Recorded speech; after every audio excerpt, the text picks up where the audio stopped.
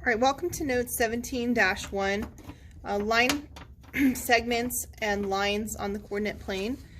There's two learning targets for today. We're going to write coordinate proofs and prove the midpoint formula. All right, and this is again, we're on page 241. So a coordinate proof is a proof of a geometric theorem, corollary, conjecture, or formula that uses variables as coordinates of one or more points on the coordinate plane. Coordinate proofs can be used to justify many of the theorems and formulas you've learned so far. To form an argument using coordinate geometry, you will need to rely heavily on your knowledge of geometric and algebraic principles. All right, so they're going to walk us through a proof, and we're going to do our best to follow their steps. All right, draw AB, segment AB, right? That means that it does not go on forever. This means that it's a segment. It starts at this point A and ends at this point B on the coordinate plane with endpoints at -4, 3. So -4, 3 is A. And B is at 2, 1. I am going to grab a ruler so that I can draw my nice straight lines.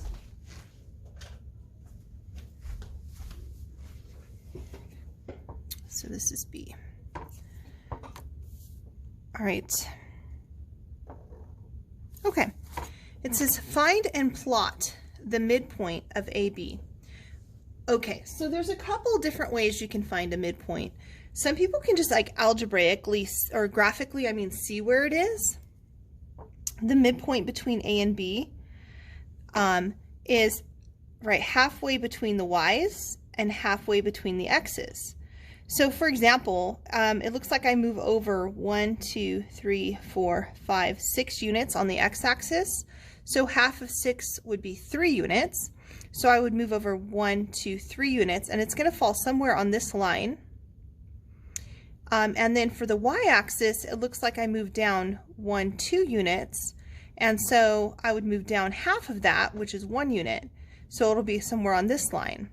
So again, I kind of sketched, I said it's going to be somewhere around 3 units over, 1, 2, 3, and 1 unit down, which is right there. And so that is the point -1, 2. All right, so that's one method, but another method that you can use is you can count, like I went down 1, 2, over 1, 2, 3, 4, 5, 6. So I went down 2 over 6, and I would cut those distances in half. So divide each by 2. And I'd go down 1 over 3, down 1 over 3, and there's my midpoint. And then a third way to do it is to use the midpoint formula. And since we're going to be proving the midpoint formula, I'm going to use the midpoint formula as well. So the midpoint of any 2 points is x1 plus x2 divided by 2, comma, y1 plus y2 divided by 2. And so our x's, right, I'll do those in pink. Our x's are right here, and I'll do my y's in blue. My y's are right here. So for my x's, it would be -4 plus 2 divided by 2, comma, 3 plus 1 divided by 2. When I simplify those,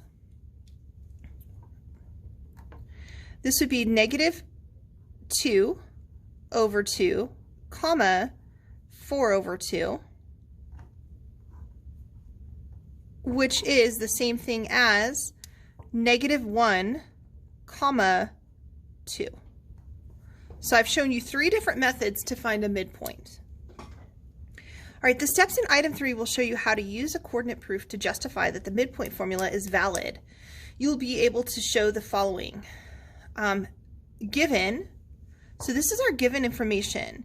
Given 2 points, x1, y1, and x2, y2, and the midpoint formula, they want us to prove that M is the midpoint of P. Hold on just a minute. Crystal Rangel, please come to the front office. Crystal Rangel to the front office, please.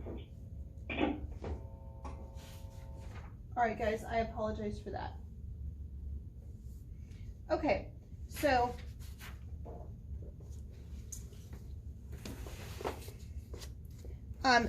if we were going to prove this, right, our given information is what we know, and the proof statement is what we want to get to at the end. So this is always what we begin with, and this is always the end point. All right, but they're going to walk us through this proof. So let's go ahead and flip it over. Construct viable arguments. In order to prove that this is the midpoint of PQ, you'll need to show the following. So we'll need to show that PM is equal to MQ. When you see something like this, PM, this means the length of PM. But if you see something like this, PM, this means segment PM. So if there's no segment bar on top, they're talking about the length. All right, so the first thing that we're going to have to prove, we're going to have to show that these two pieces, PM and MQ, are the same length.